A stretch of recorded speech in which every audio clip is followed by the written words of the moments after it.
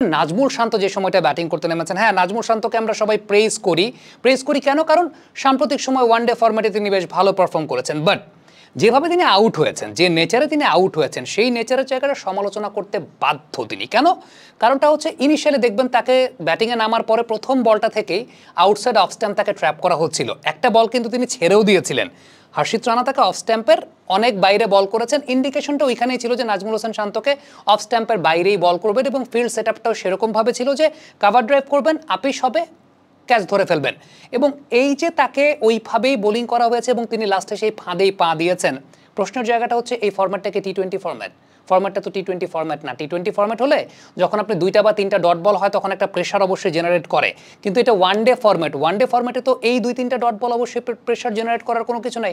আপনি চাইলে 10টা ডট বল খেলতে পারেন, আফটার দ্যাট আপনি একটু সেট হলে, বলের শাইনটা একটু কমে গেলে তখন আপনি সেই জায়গাটাতে ইনিংসটাকে ক্যারি করতে পারেন। এখন ফ্যাক্টর জায়গাটা হচ্ছে Najmul Shanto being the captain, it was reckless batting, এটা একদম রেকলেস ব্যাটিং ছিল।